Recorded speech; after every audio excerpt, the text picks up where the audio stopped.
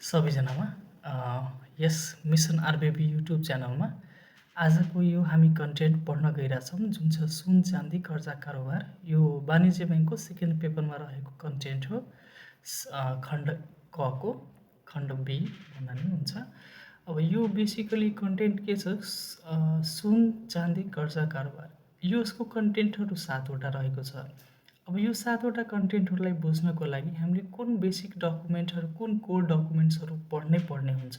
आजको यो भिडियोमा हामी त्यो डकुमेन्टलाई एनालाइसिस गरेर कुन कन्टेन्टहरू त्यसमा इम्पोर्टेन्ट छ त्यसमा हाइलाइट गरेर हजुरहरूलाई एउटा गाइडलाइन्स प्रोभाइड गर्ने एउटा सानो प्रयास गरेको छु। भिडियो मन परेमा लाइक गर्नुहोला र आफ्नो साथीहरूसँग सेयर गर्नुहोला र साथै च्यानल पनि सब्सक्राइब गर्नुहोला।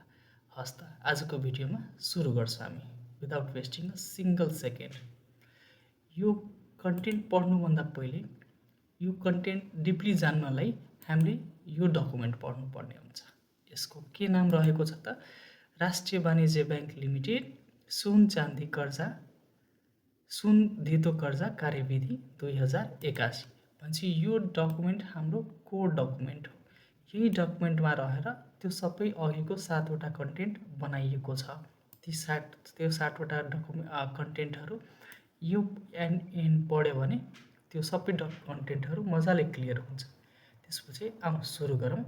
यसमा के पढ्नुपर्छ, के कुरा इम्पोर्टेन्ट छ, म तपाईँहरूले सबै कुरा यसमा मजाले भनिदिन्छु है। त्यसो गरी नआत्तिकन मजाले सुन्नुहोला, यो भिडियो अन्तिमसम्म हेर्नुहोला।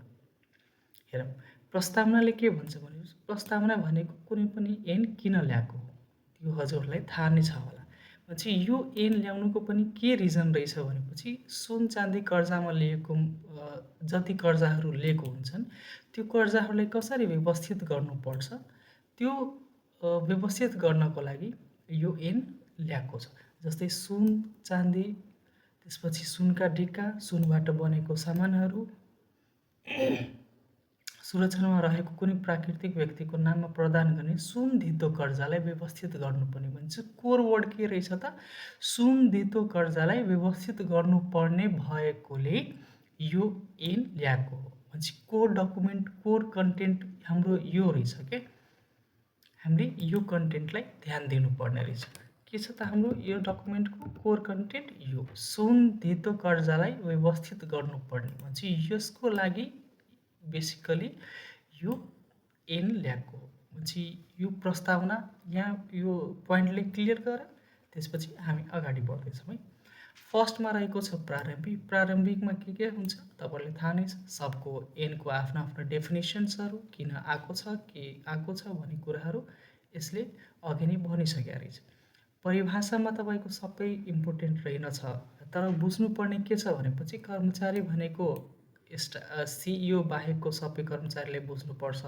कार्यविधि भन्नाले सुन धितो कर्जा कार्यविधिलाई बुझ्नु पर्यो। कार्यालय भनेको केन्द्रीय कार्यालय र माथतका कार्यालयलाई बुझ्नु पर्यो। त्यस्तै ढुकुटी भनेको छ नगद अधिकृत, नगद सहायक। ब्याङ्क भनेको, तर यो कन्टेन्ट हामीले बुझ्नुपर्छ क्या, ब्याङ्क भनेको यहाँ एउटा नेपाल राष्ट्र ब्याङ्क नभनेर राष्ट्रिय वाणिज्य ब्याङ्कलाई सम्झिनुपर्छ। यो कुरा हामी जान्नुपर्ने हुन्छ, किनकि यो वर्ड मोस्टली तलको कन्टेन्टहरूमा, तलको अरू नेक्स्ट स्लाइडहरूमा, नेक्स्ट पेजहरूमा युज हुन्छ। त्यही भएर ब्याङ्क भनेको यो ऐनमा कतै ब्याङ्क लेखेको छ भने त्यो राष्ट्रिय वाणिज्य ब्याङ्क हो भनेर हामीले बुझ्नु पर्यो।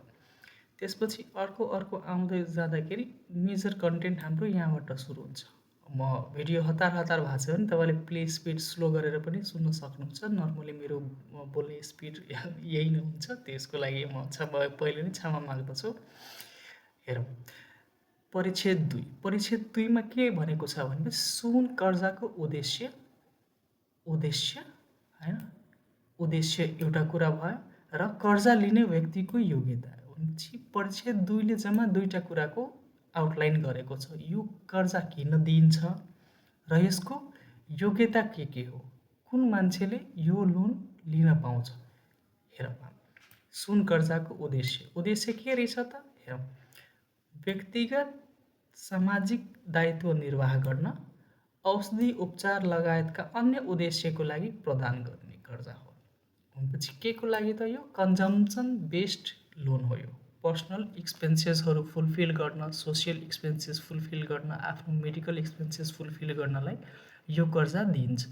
अरू यसले के भनेको छ भनेपछि कानुनले निषेध गरेको कार्यको लागि यो कर्जा प्रयोग गर्न पाइने छैन भनेपछि यसले क्लियर भन्दैछ यदि कसैले सुन चाँदी धितो राखेर वाणिज्य ब्याङ्कमा लोन निकाल्यो र त्यो पैसा गएर उसले किडन्यापिङ गर्न यदि कसैलाई भेहिकल युज गरिरहेछ भने, भेहिकल किन्नलाई त्यो पैसा युज गरिरहेछ भने that is strictly prohibited by this ल।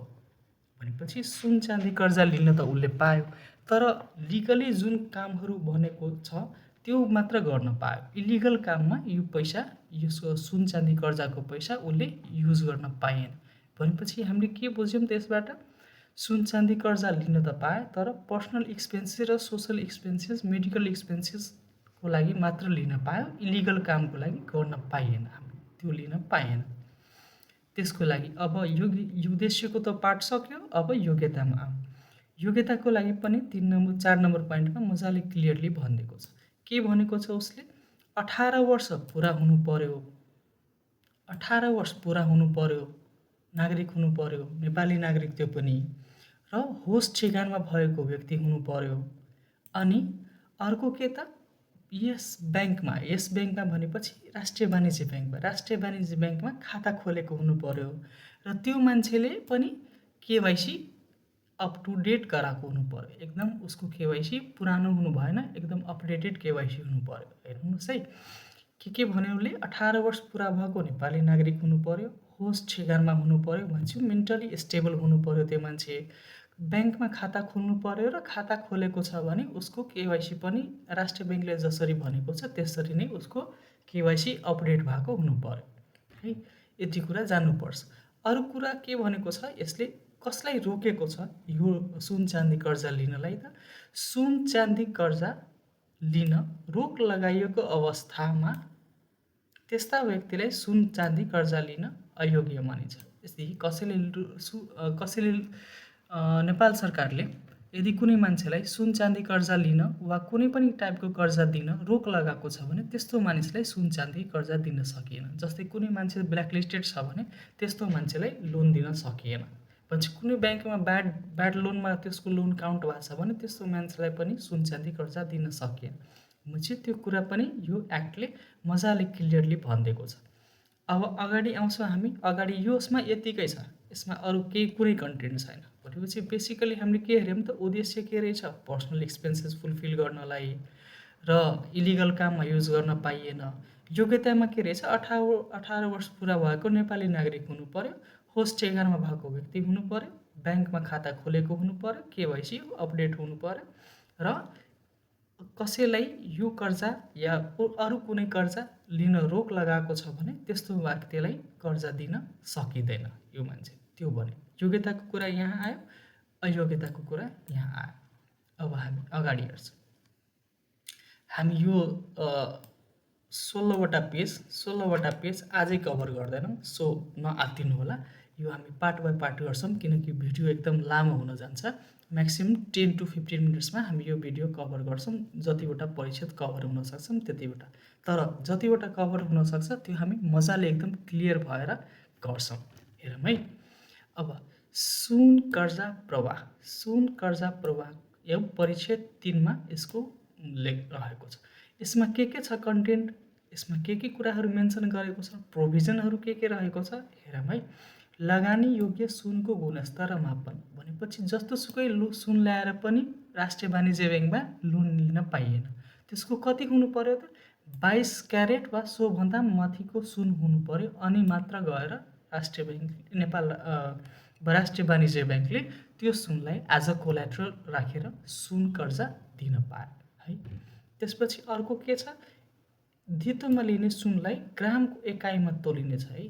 यसमा ब्याङ्कमा काम गर्दाखेरि सुन चाँदी कर्जा यदि कसैले प्रोभाइड गर्दैछ भने उसको डकुमेन्ट्सहरूमा युजुअली ग्रामकोमा तौल हुन्छ, ग्रामकोमा एकाइमा उसलाई तौल गरिन्छ है।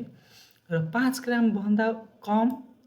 ग्रामभन्दा कमको सुन लिँदैन है, धितोमा लिन मिल्दैन राष्ट्रिय वाणिज्य ब्याङ्कले। त्यो यही ऐनले उसलाई स्ट्रिक्टली प्रोहिबिटेड गरेको हुन्छ। के भनेको छ?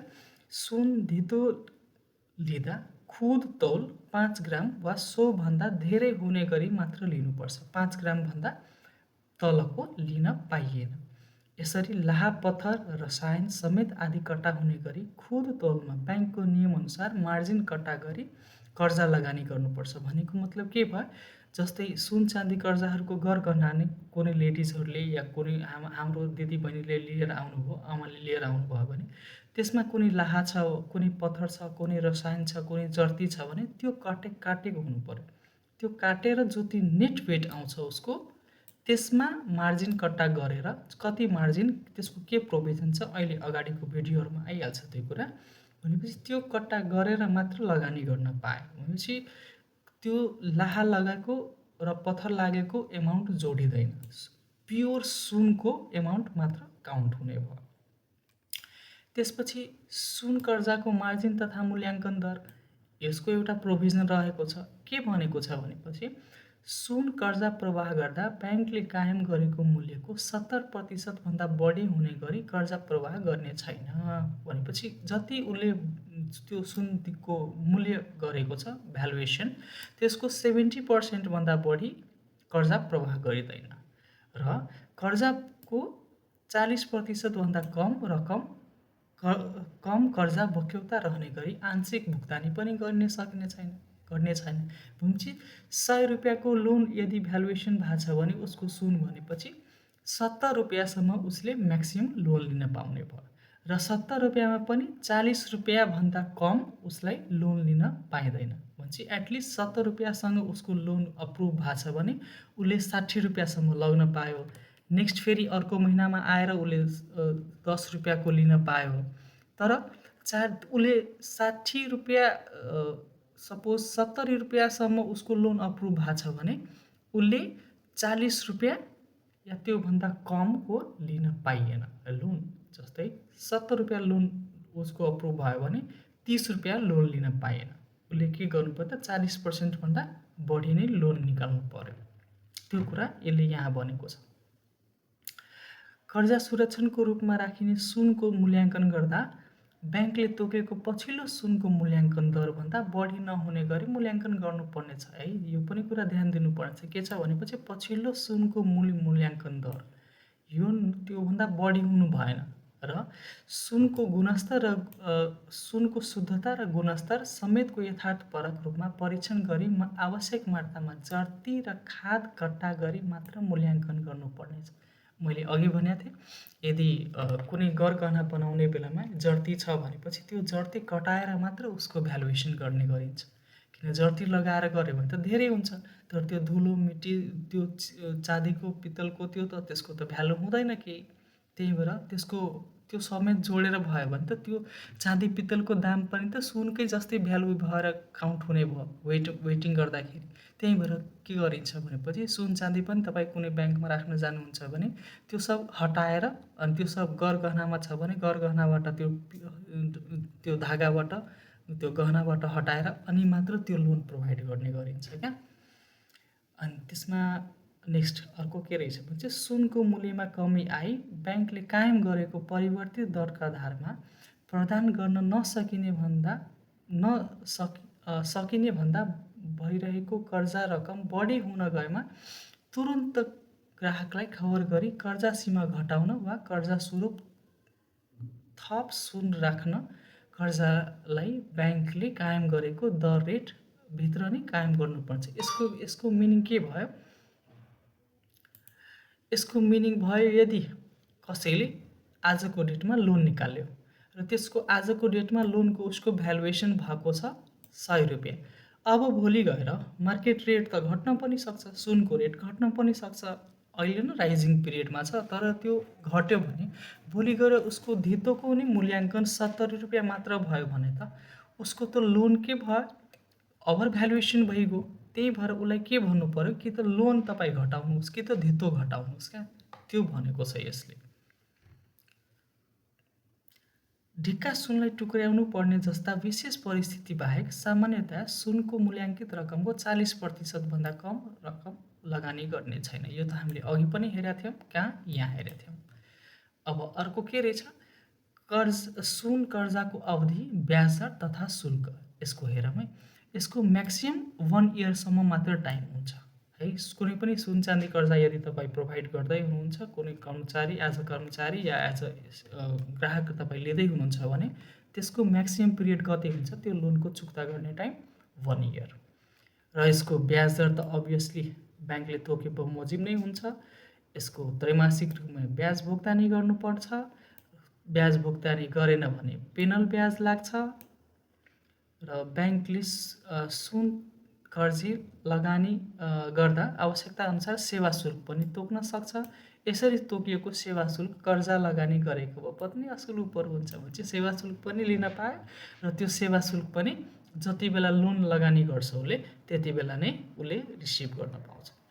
अर्को, सुन कर्जा लिन पेस गर्नुपर्ने कागजातहरू, डकुमेन्ट्सहरू के चाहियो त? सुन चाँदी कर्जा यदि कोही मान्छे लिन गइरहेछ भने हो त्यस्तो बेला उसलाई के चाहियो त?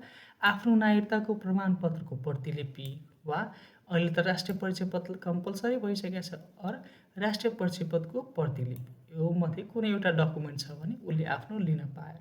त्यसपछि ब्याङ्कसँग, राष्ट्रिय वाणिज्य ब्याङ्कसँग आफ्नो एउटा अनुसूची 1 छ। अनुसूची 1 अनुसारको धितोमा राख्न ल्याएको सुन र सुनबाट बनेको गरगहना सहितको एउटा निवेदन पनि पेश गर्नुपर्छ। यहाँ उसले नागरिकता दियो वा राष्ट्रिय परिचय पत्र दियो, यहाँ अनुसूची 1 बमोजिम उसको निवेदन दियो। यो अनुसूची कस्तो छ, यसको फर्मेट कस्तो छ म तपाईँहरूलाई आउने भिडियोहरूमा देखाइ नै हाल्छु। त्यसपछि रु 10 लाखभन्दा माथिको सुन कर्जाको लागि सावा ब्याज भुक्तानी गर्ने आम्दानीको स्रोत निवेदनको साथ पनि पेश गर्नुपर्ने तथा विवरण अनिवार्य रूपमा उल्लेख गर्नुपर्छ। भनेपछि के भन्यो यसले? 10 लाखभन्दा माथिको सुन चाँदी कर्जा यदि कसले लिइरहेछ, हुनसक्छ नि त कोही धनी मान्छे जसको यति नै सुन होला कि उसको सुनको भ्यालुएसन 20 लाख 25 लाख भइहाल्यो हो, त्यति बेला के गर्नु पर्यो त? उसको आम्दानीको स्रोत के हो त्यो पनि उसको के गर्नु पर्यो त? भेरिफाई गर्नु पर्यो र त्यो भेरिफाइड इन्कमको सोर्स उसले निवेदनको साथ पेश गर्नु पर्यो। सुन कर्जा माग गर्ने ग्राहकले धितोमा मानिने सुनको सम्भव भएसम्म बिल बिजक साथमा ल्याउनुपर्छ। यतिकै सुन लगेर ब्याङ्कमा राख्न पाइएन होइन। त्यसको लागि के गर्नु पर्यो त? त्यो सुन मेरै हो भनेपछि कसरी भेरिफाई हुन्छ? त्यो सुन मेरै हो भनेपछि भेरिफाई गर्न उसको नामको आफ्नो बिल हुनु पर्यो। प्यान बिल होस्, भ्याट बिल होस्, जुन बिल भए पनि नर्मली भ्याट बिल दिने गरिन्छ सुन चाँदीको व्यवसायीहरूले, पसलेहरूले। त्यो बिल पनि त्यही ग्राहकको नाममा भएको या उसको परिवारको नाममा भएको हुनु पर्यो। तर ग्राहकले ब्याङ्कसँग लामो समयदेखि नियमित कारोबार गरेको र धितोमा लिने सुन वा सुनको गरगहना पुस्ताउने ग्राहकको स्वामित्वमा रहेको भए र तिनको गुणस्तरमा कुनै शङ्का नरहेको भन्ने खजान्चीले लागेमा बिल बिजक बिना पनि सुन चाँदी कर्जा लिन सकिन्छ। भनेपछि लुप होल्स यहाँ रहेछ क्या होइन। यो लुप होल्स किन रहेछ भनेपछि पहिले त हामी सुनिरहन्छौँ नि त कुनै ब्याङ्कले सुन चाँदी कर्जा मिसयुज गर्यो, स्टाफहरूको नि मिलोमतो भयो हो, ठ्याक्कै यही अनुसार हो क्या। यो पोइन्ट घ नम्बरको पोइन्ट प्रोपरली युज भयो भने सुन चाँदी कर्जा ब्याङ्कहरूले मिसयुज गर्नै पाउँदैनन् क्या। ओभर भ्यालुएसन, अन्डर भ्यालुएसन हुनै सक्दैन। कर्मचारीहरू पनि के गर्न सक्छ, यो लुप होल्स थाहा पाउँछन्, बिना बिलको पनि लोन सुन चाँदी कर्जा राखेर लगानी गरिदियो अनि पछि त्यसलाई नै मिसयुज गर्न सक्छ हो। त्यसपछि यो पनि एउटा प्रोभिजन रहेछ, तर यो मलाई लाग्छ अलि यसलाई टाइम सँगसँगै एमेन्डमेन्ट गरेर हल्का अझ बढी स्ट्रिक्ट गर्दा बेटर हुन्छ। अब यसको सुन चाँदी कर्जा प्रवाह गर्दा ध्यान दिनुपर्ने प्रक्रियाहरू यसमा हेर। यो पनि भनेको मेजर कन्टेन्टै रहेछ, तर यो अलि लेन्दी छ। म तपाईँहरूलाई आउने नेक्स्ट भिडियोहरूमा यहाँदेखि फेरि रिज्युम भिडियो गर्नेछु। अहिलेलाई तपाईँहरू के गर्नु होला, यो भिडियो सर एकचोटि अहिले हेर्नुभयो, 17-18 मिनट जति भइसकेको छ।